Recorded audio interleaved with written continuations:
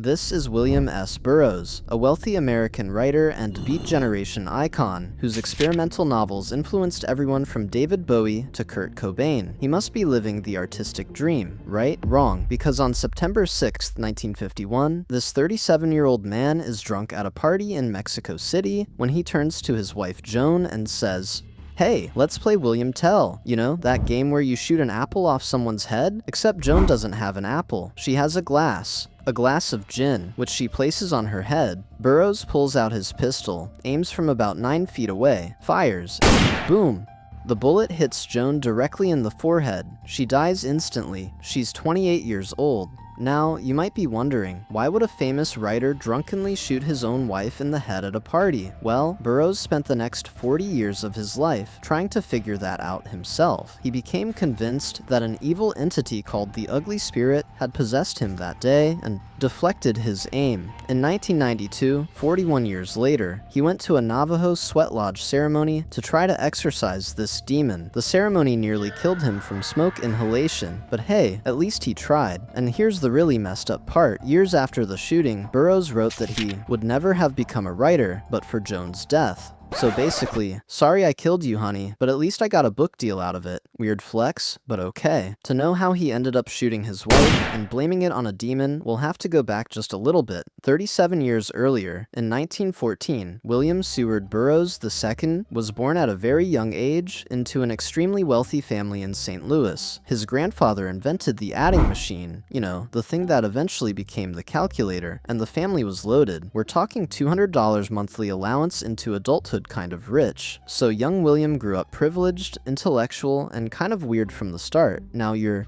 probably wondering, how does this rich kid go from mansion life to shooting his wife to becoming a cult icon who makes art by shooting spray paint cans with shotguns? Well, buckle up, because this story is absolutely bonkers. At age 4 years old, Burroughs later claimed his nanny forced him to perform oral sex on her boyfriend. Yeah, that's the childhood trauma we're starting with. At age 14, he had a chemistry lab accident that mangled his hand. The doctor gave him morphine for the pain, which Burroughs later said alerted him to the charms of opiates. Great, so by his teens he was already fascinated with drugs. He went to Harvard and graduated with honors in English. Sounds good so far, but at Harvard he quietly discovered he was gay. He developed an intense crush on a classmate, wrote about it in his diary, then burned the diary out of embarrassment. Classic repression. Then, in 1940, after a painful breakup with a young lover, Burroughs did what any rational person would do. He cut off the tip of his own pinky finger. Just chopped it off, in a fugue state. He later called this a Van Gogh kick, you know, because Van Gogh cut off his ear, so Burroughs figured why not cut off a finger? Normal behavior. By his 20s, Burroughs was a full-blown heroin addict. But my readers, did I mention his family was rich? They were. So while most addicts were scraping by, Burroughs was shooting heroin on a family allowance, living the dream. In 1943, he moved to New York and joined the Beat Generation, hanging out with Allen Ginsberg and Jack Kerouac, and that's when things really started to go off the rails. By the late 1940s, Burroughs was living in New York, fully addicted to heroin and hanging out with the Beat poets. He was also married, well, common law married, to Joan Vollmer, a brilliant, sharp-tongued woman who was also an addict. They had a son together, William Jr., and were basically just two junkies trying to raise a kid in post-war America.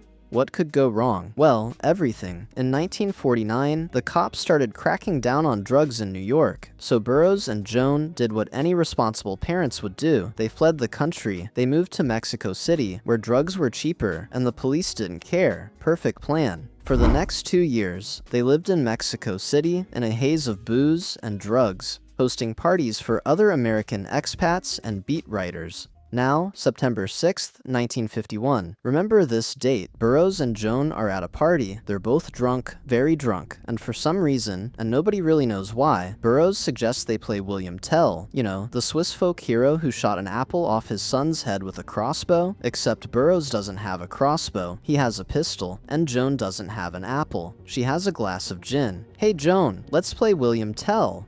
What, you mean with this glass on my head? Yeah, I'm a great shot, trust me. Bill, we're both drunk. Exactly, it'll be fun.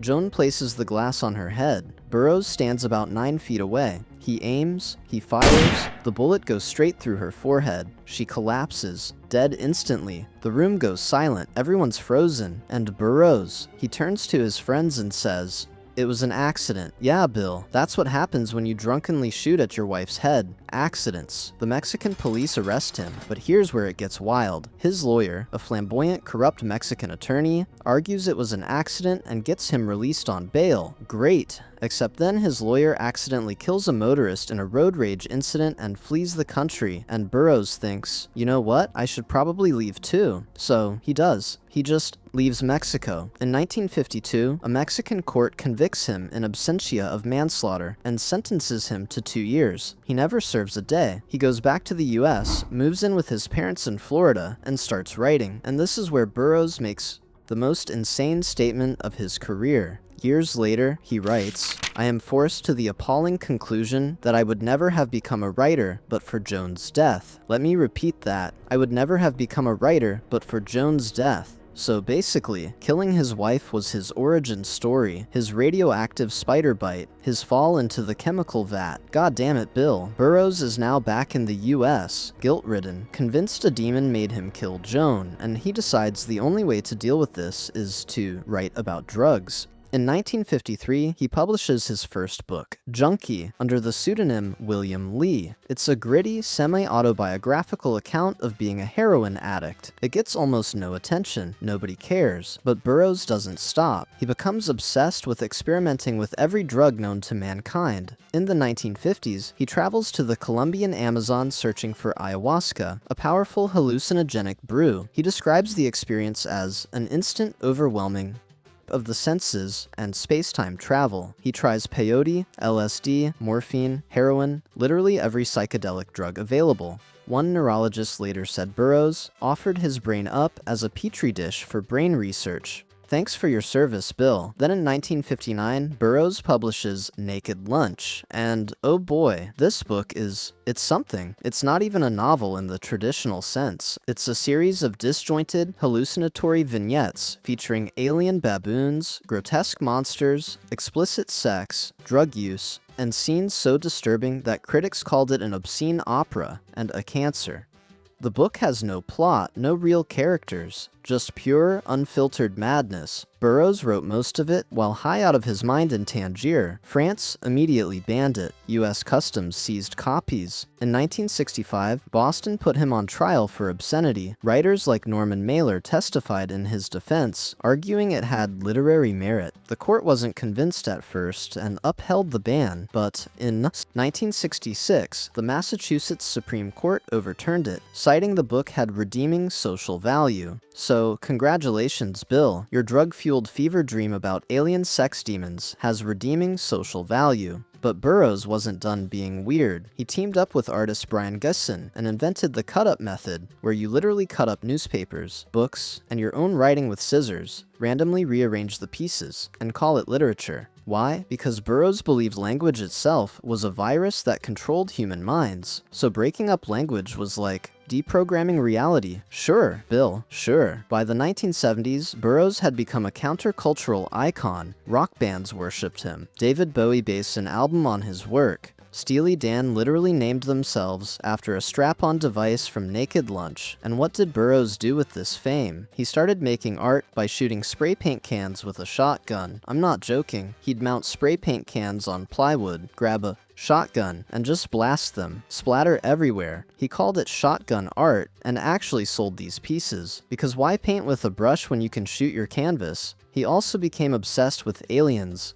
In his final years, Burroughs was convinced that gray aliens were real and were trying to make humanity stupider. He wrote that they were a dying race that needs blood and semen from humans. Just casual alien conspiracy theories from a guy who shot his wife and blamed a demon. Speaking of demons, remember that ugly spirit he thought possessed him when he killed Joan? In 1992, at age 78, he finally tried to exorcise it in a Navajo sweat lodge ceremony. The smoke nearly killed him. The spirit remained unexorcised. He also briefly joined Scientology in the 1950s, reached the level of clear, then denounced them as a fascist cult, and literally broke into their London headquarters to curse them. Classic Burroughs. On August 2nd, 1997, William S. Burroughs died of a heart, Attack in Kansas, age 83. His gravestone in St. Louis reads simply, American writer, that's it. No mention of the shooting, no mention of the drugs, no mention of the shotgun art or the alien theories.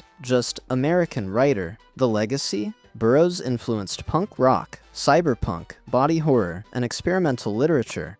His son, William Jr., also became a writer and also became a drug addict. He died at age 33 from cirrhosis. The cycle continued.